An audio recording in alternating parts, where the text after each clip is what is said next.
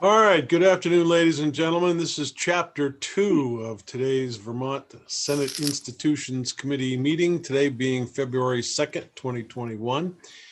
This afternoon's topic is going to be State House portraiture and the public exhibits in the State House. We have the state curator with us, David Sheets. I don't know whether Eric Filkhorn will end up chipping in at some point this afternoon, along with Catherine Benham and Becky Wasserman, who may also join in. But David, we have three new committee members here, one who is a brand new legislator.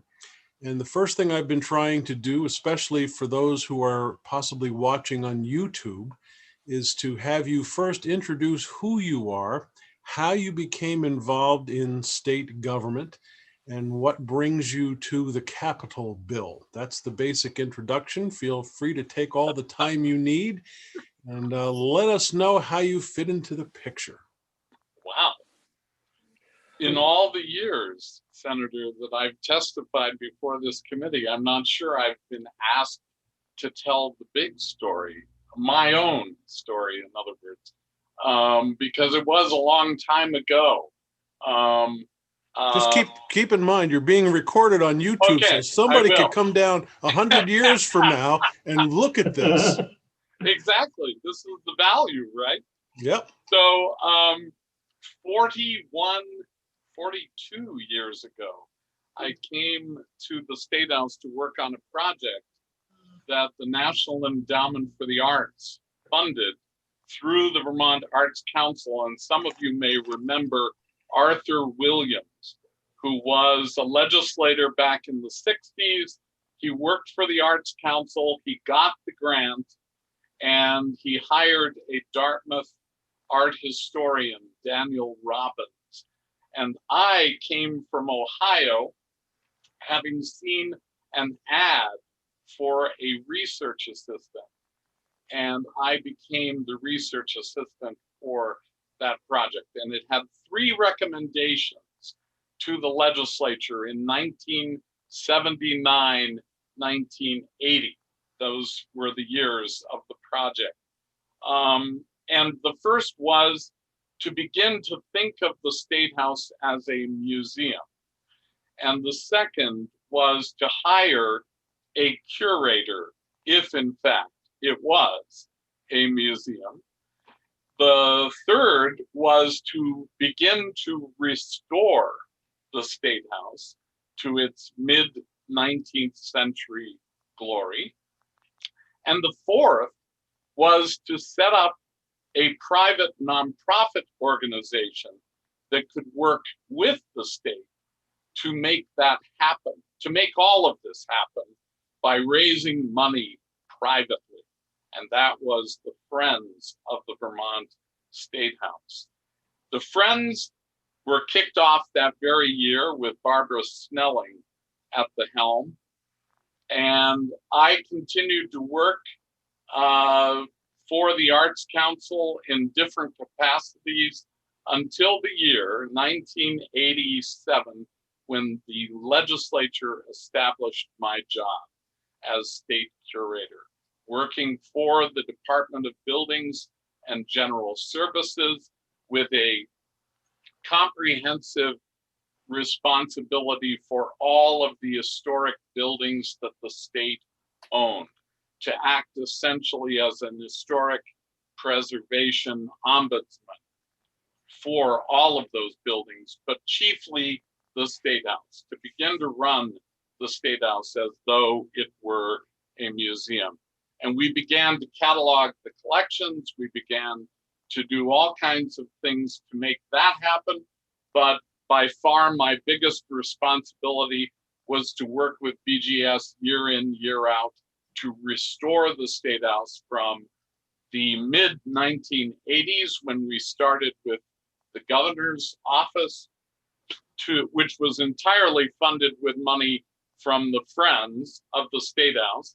And then at the other end of the project in 2000, the Senate chamber was the final chamber to be fully restored, again, with money entirely raised privately by the Friends.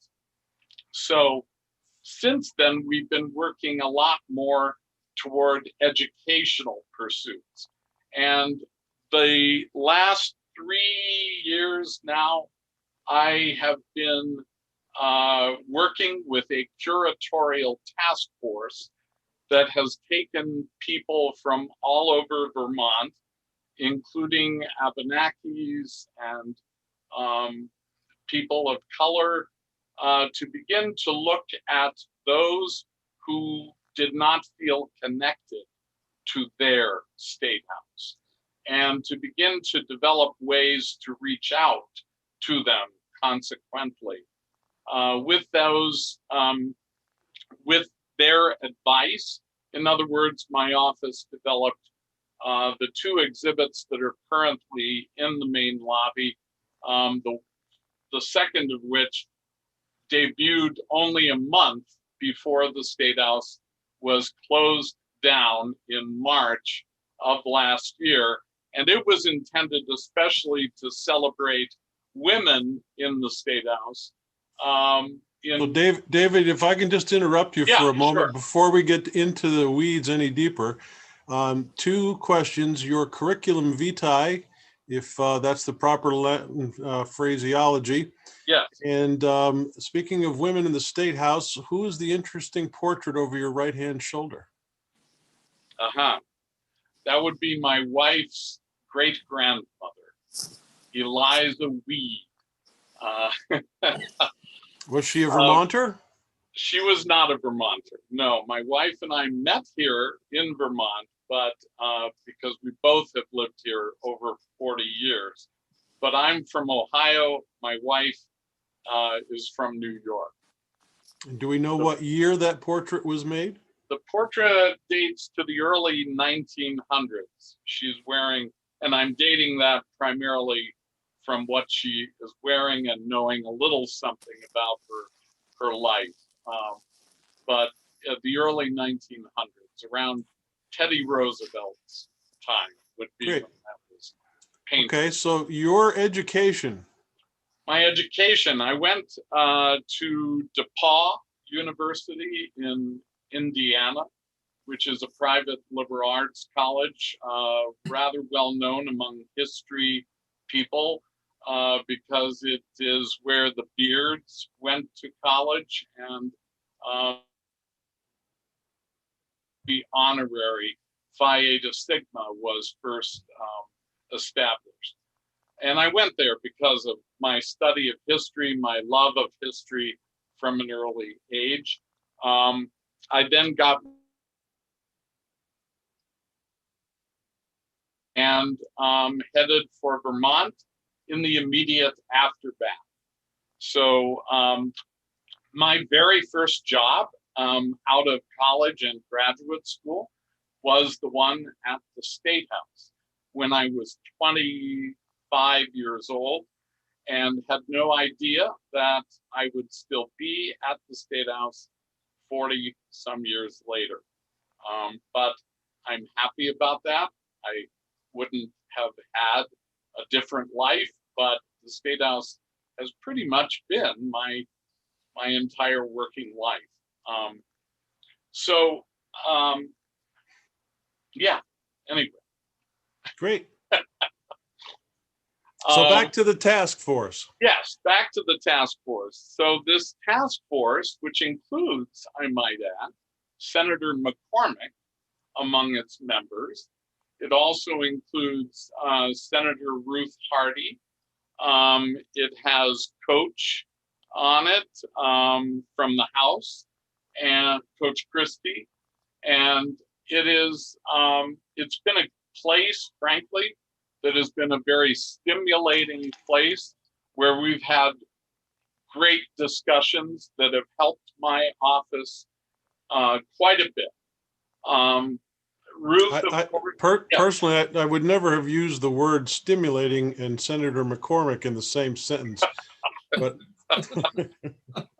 well, get into a conversation with Dick on the subject of history, and he'll go at you, Senator. And I'm yes, I am very aware of that. Yes. I think that's what he meant.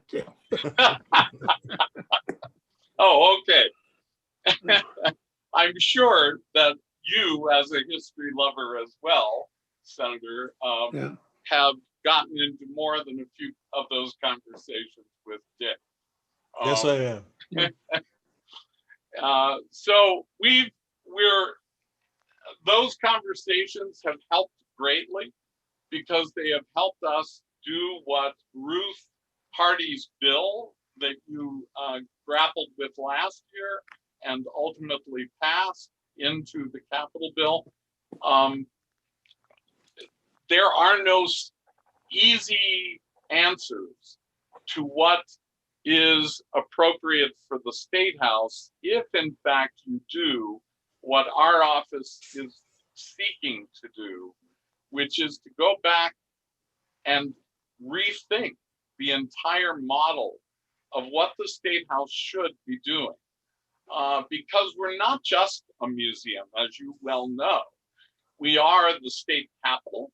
We are a government building that is still the home of the very activity that has gone on there ever since that building was built and two previous buildings were built in that vicinity.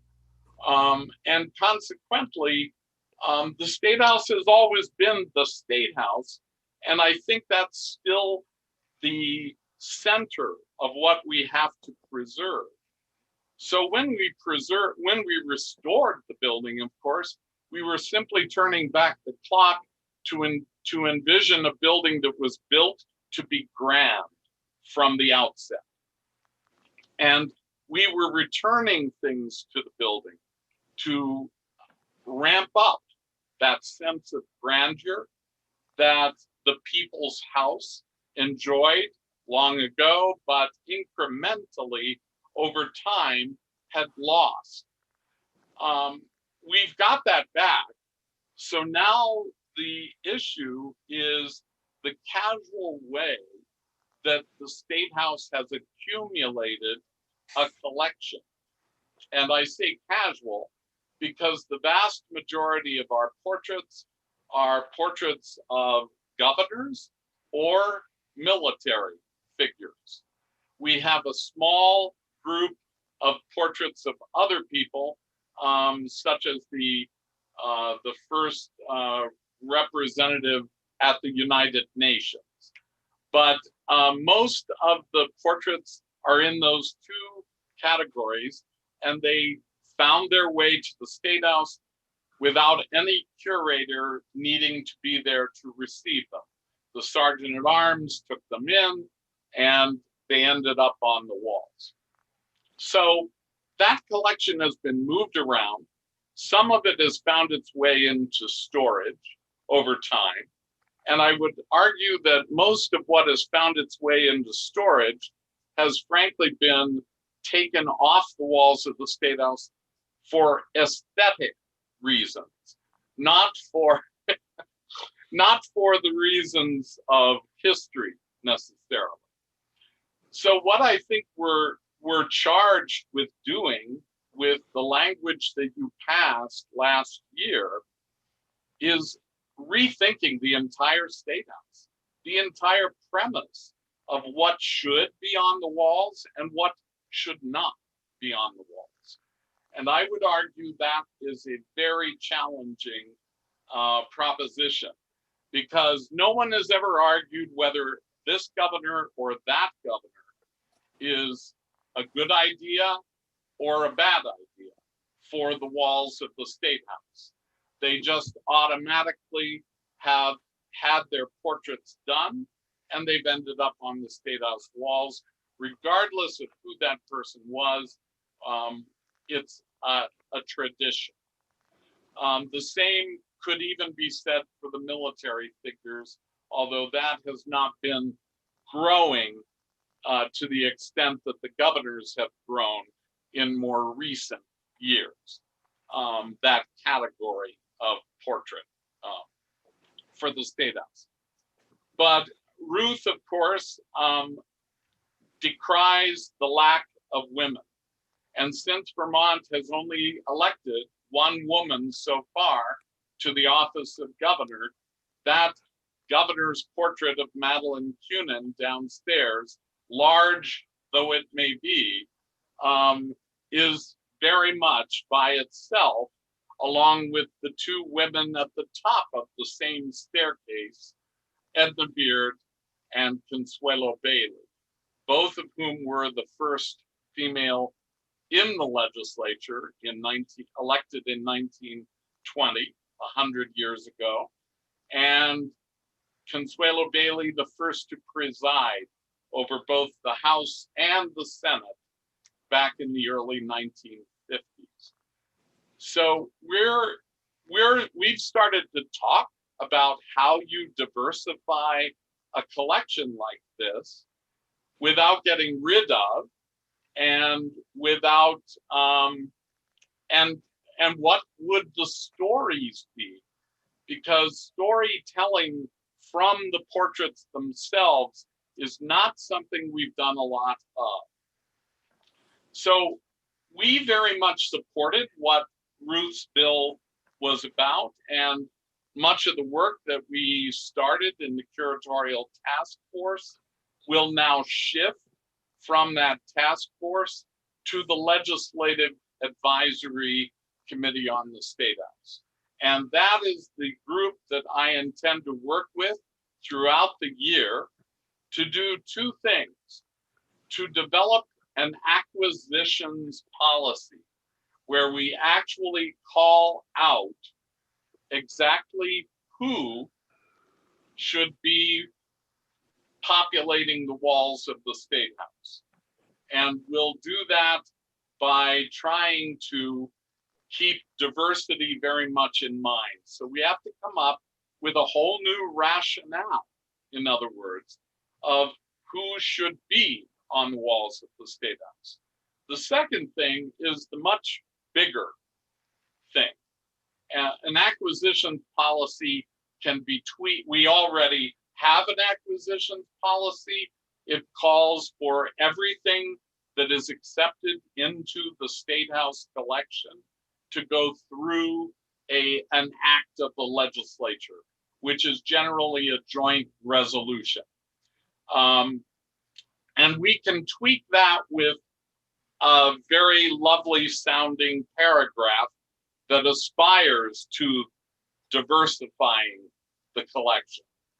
The bigger thing that we had started last summer, and it continues and will probably continue until the coming summer at least, is to develop for the very first time a comprehensive interpretive plan for the entire building that once again assesses what the State House is at this moment in time, and then develops a plan by which we hope to greatly diversify the storytelling. So you do that in 3 steps: by identifying who are your audiences, all of the different audiences that come to the State House, many of them seasonal.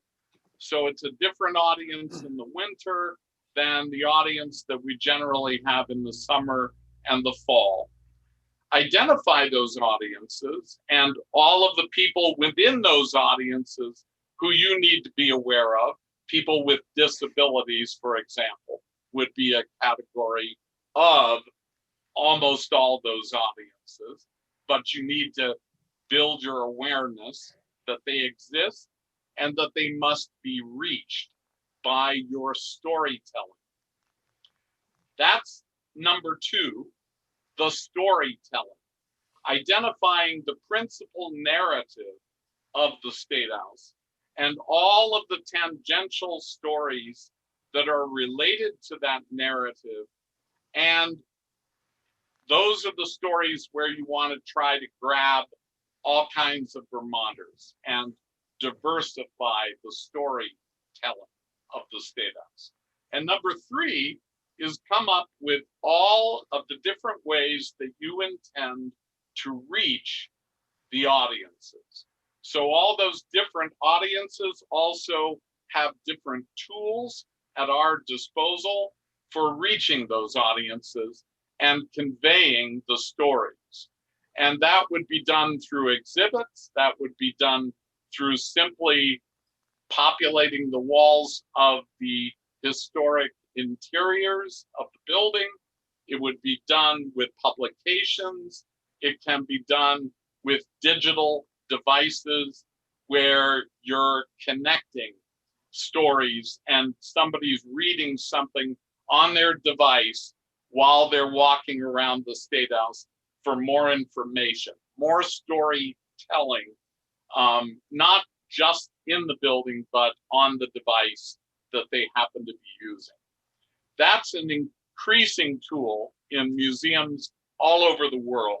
And we very much have been working toward trying to make that a more effective tool for interpreting the State House to the visiting public. Finally, we want to work on all of these by bringing Vermonters in to testify about the storytelling, about what they think is appropriate for their building. And that means that beginning in the coming month, we hope to go public with a public process to develop that interpretive plan, with the hope that by summertime, we would have completed the bulk of it. If we have to go beyond the summer into the fall, we're prepared to do that as well. The pandemic seems to have given my two-person office the time to devote to this exercise. And we're juiced up about it. It is very much the way that I want to leave my position as state curator in a few years, with all of that work having been accomplished, and with the state curator's office very clear about the mission that we have to fulfill in the years to come. I'm going to open it up for committee questions in a second, but Becky Wasserman, I see you're online here, and just going to ask you to join us in a moment, but let me ask the committee members if they have any questions or comments thus far. Senator McCormick. 1947 picture of the Senate right there. What year was Oh, that? yeah. 1947. Are you in it? No. I got 47, 65, 66s. I got a lot of them. Oh, Okay, we need to check your list, Dick, against our list. Yeah, I'll have to do that. 'Cause that And- one was if- given to me yeah. a few years ago. I If didn't you know what to do happen- with it. Right, if you happen to have some of those photographs that we don't have, Well, good. Yeah, sure. You're I welcome. may be a little, I may press you. Okay, good. I'll write them down. Yep. we can put some of those up in the committee room if they look good. In other words, if you're not in it. Well, as long as Joe's not in it, that's all. Okay. Becky, if you could bring us up to speed quickly on what we did last year. We put together this idea for a task force, keeping in mind that we have new committee members and members of the public who are not up to speed on this. We're trying to keep it at the 50,000 foot level. Sure, let me just bring up the language for you.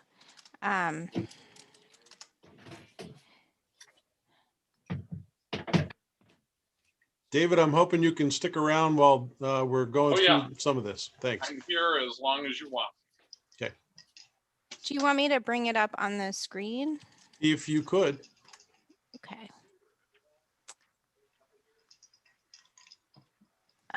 Okay, sorry, I have some children who just peeking their way in here, so I will try to get them to leave. But in the meantime, let me share my screen. Most of us have cats and dogs.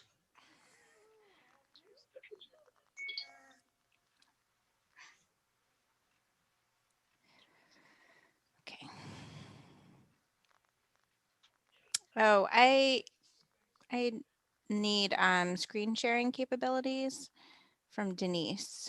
And if that's not possible, I can just walk you through what the changes were.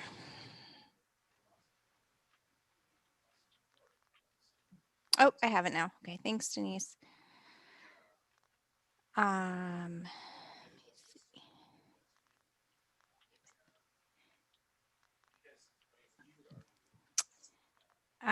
Okay. Are you all able to see this? Yes. Okay. Okay. Sorry. That's okay. We enjoy I it. love it. I love it. Just one moment. Let me try to take care. Russ, just for your edification, the capital bill comes down not only with the spreadsheet that we've all been given, but with a language portion of the bill as well, in which we tweak various things. And what you are about to see is one of the tweaks that we made last year that came out eventually in the capital bill. Thank you, Joe, or Chairman. Apologize. All right. Okay.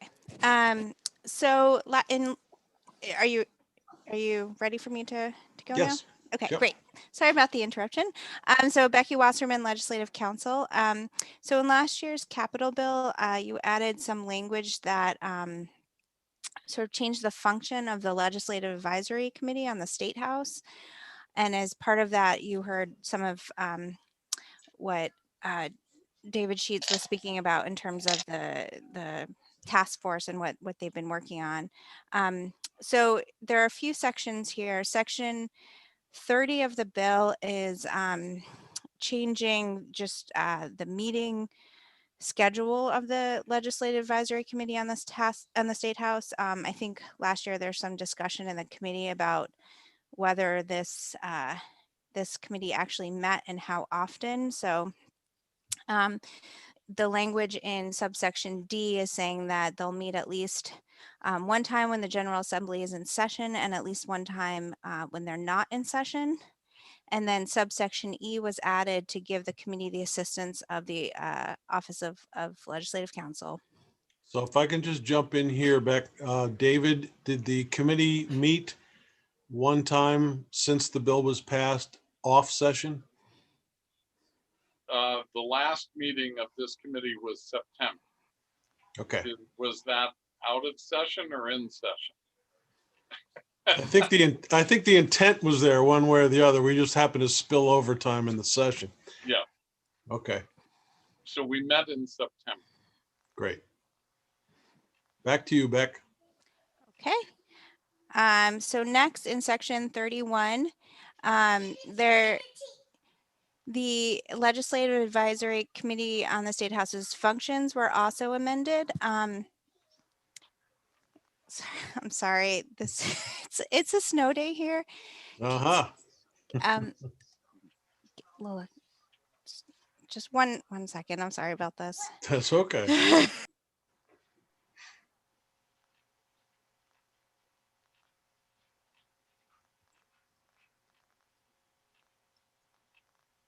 Sorry about that. So the functions of the committee were also amended. The Legislative Advisory Committee was tasked with developing a plan for the acquisition or commission of artwork for the State House collection that represents diverse people and history in the state, including diversity of gender, race, ethnicity, sexuality, and disability status. And then in section 32, this is where the State House Artwork and Portrait Project report comes in. So there's some intent language here on what is trying to be achieved. So the intent was to expand the State House artwork and portrait collection to represent the diverse stories of those who have significantly contributed to Vermont's history. Also to give special consideration to the State House as a place of employment for a diverse workforce and as an institution of public education for students and members of the general public.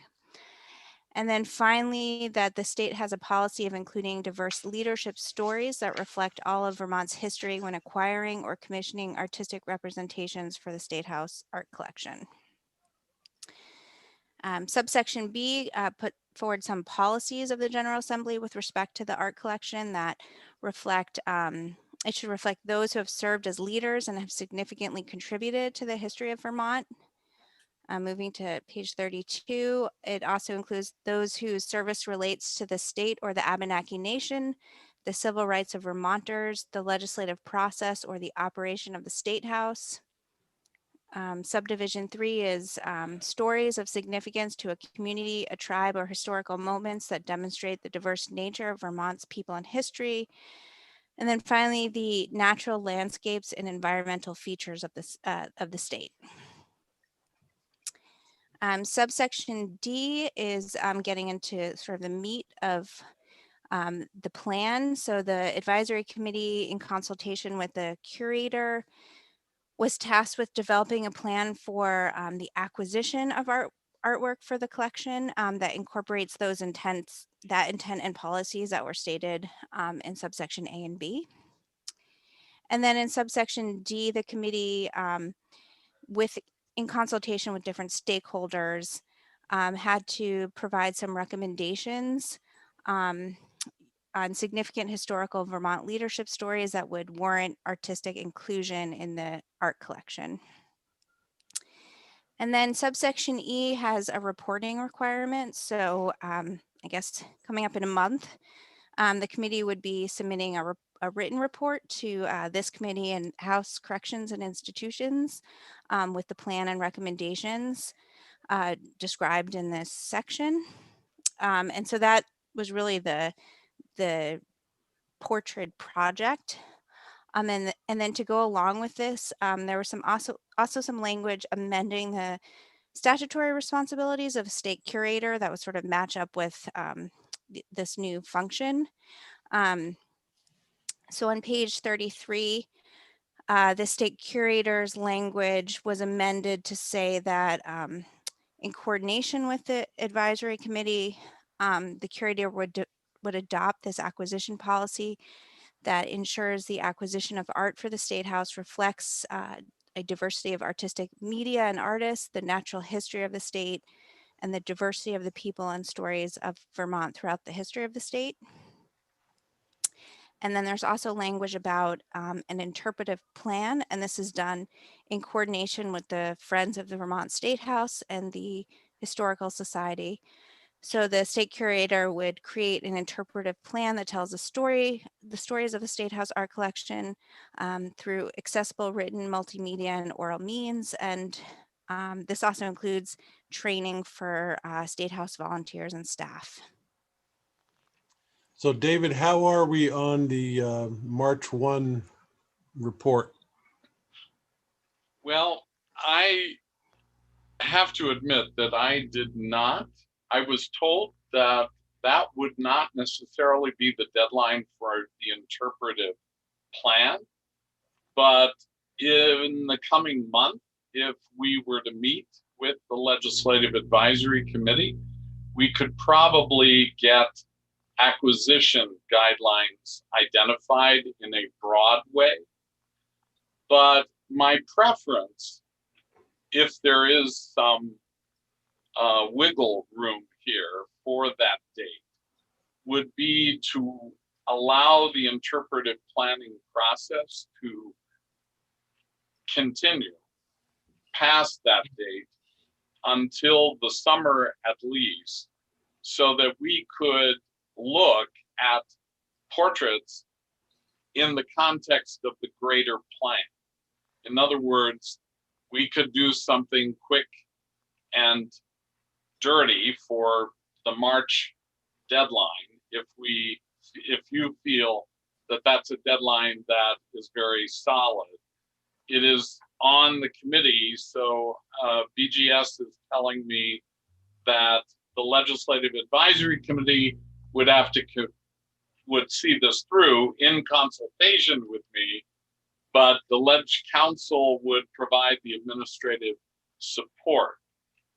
And Becky, I think, is aware of that. That was put into the bill to allow that report to be generated on behalf of the Legislative Advisory So I suspect I'm going to hate to ask this question, but Senator Mazza, do you know if the legislative committee portion of that has been appointed yet? Let's see, we met the other day and we appointed, no, because it would have been announced. It would have been announced. We only announced what we've done so far. All right. Senator McCormick, you had a comment there? Yeah, I think maybe it was announced. Okay, if it was announced, we've done with it, but Yeah, I think so. I could be wrong. I could stand I corrected. think you're right. I think we went through this about a week ago. We called an emergency meeting and did a couple that were up in the air. You're on it, right, Dick? No, actually, that's why I remember. Okay. My wife commented, how come you're not on that? So, I'm going to hate to ask this question too. Who is on it? Do we know? I think Ruth. Hardy, Senator Hardy is. Yeah, I think Ruth is on. And who? Huh. Boy, I don't know. We'd have to check that again. We did I think 4 or 5. Senator Benning may be on it. I knew I was going to hate getting the answer to that question. Okay. And Well, can I add that just to follow up on what was just said about what is due March 1st? So the language says that the acquisition plan is due and the recommendations on what stories warrant inclusion in the art collection, but it does not reference the interpretive plan. Right, which I am referencing that only in that in my world, an acquisition plan is generally not arrived at until you've gone through the exercise of knowing how you're going to interpret the State House. So in other words, if we could go through that entire process of determining the appropriate storytelling, then we might have a better idea of what the acquisition policy ought to be.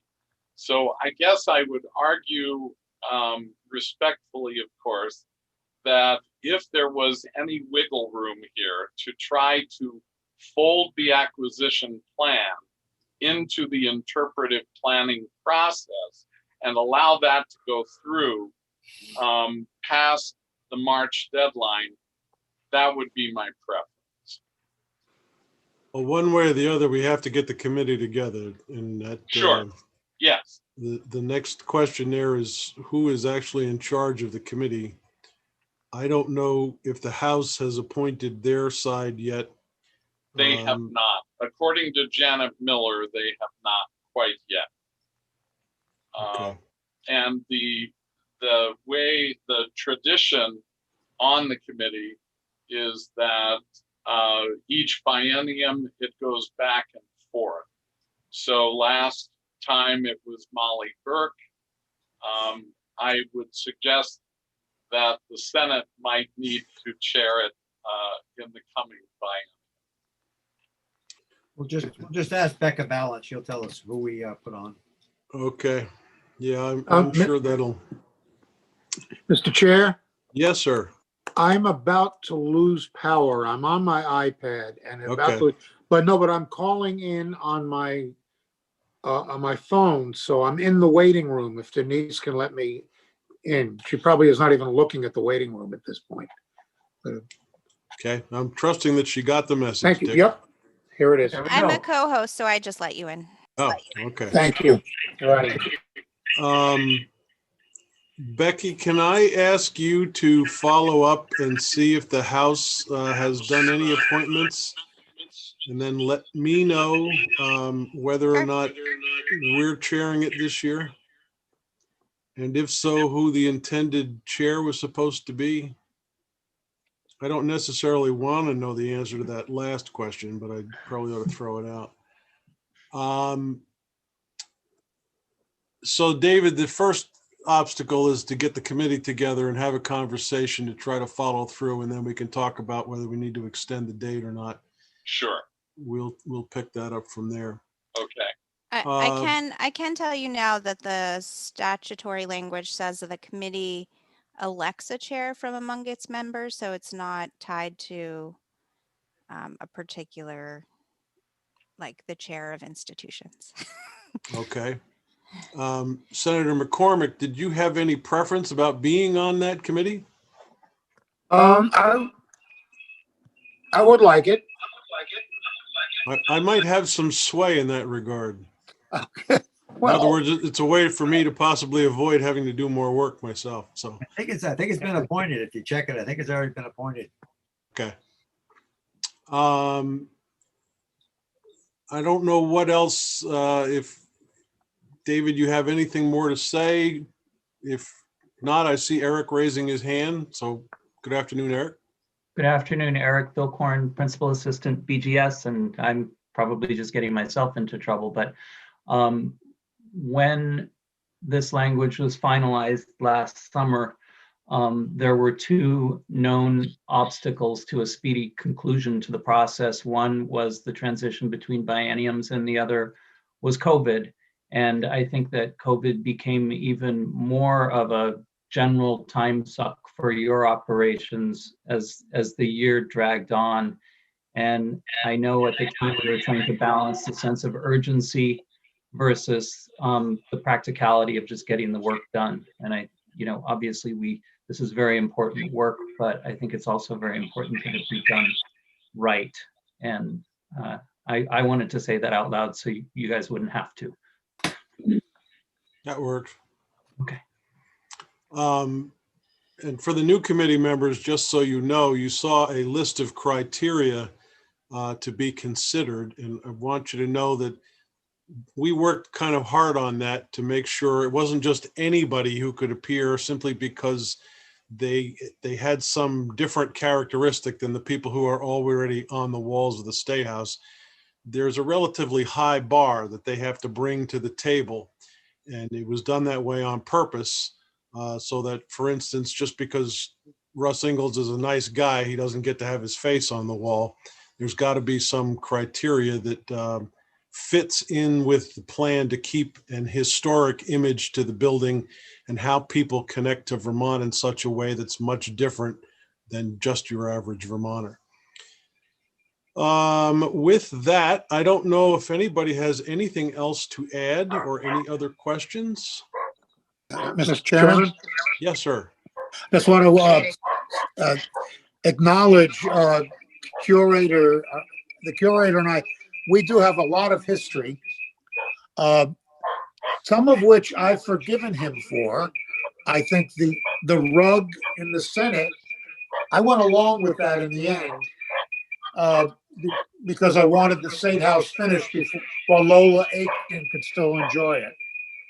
And little did I know she'd live to be 100. But I've gotten used to the rug.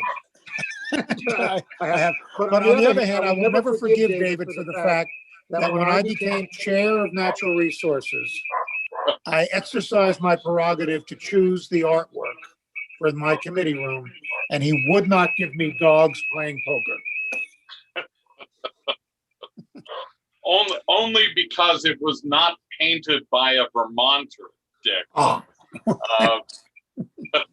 Whenever we get back into our committee room, Dick, you'll see that David's done quite well with me as well. And I really like the ability to have command of the room, so to speak, as chair. That's a lot of fun. The prerogative. Absolutely. It's a All right. tradition. Well, David, I appreciate you joining us. Eric, Becky's still here. I don't know if you guys have anything else you wanted to talk about, but I appreciate you coming this afternoon. If you guys like, you're off the hook for the rest of the afternoon. I'm going to talk to my committee before they check out. Thank you both, or all three of you. Thank you. Committee, tomorrow we have a full deck, and I don't know how you want to proceed. We probably will be a couple of hours at least. And I can do this one of two ways. We can take a break in the middle of it all to get up and stretch, or you can stretch individually as you see the need. Anybody have any preference one way or the other? We'll see how it goes. Okie dokie. If anybody feels like we need to take a general break at some point in time, let me know. But we do have a lot on our plate tomorrow, so. Okay. Thank you all. We'll see you tomorrow. Thank you. Everybody, Bye. drive, if anybody's driving, drive safe. Denise, we're all set, right?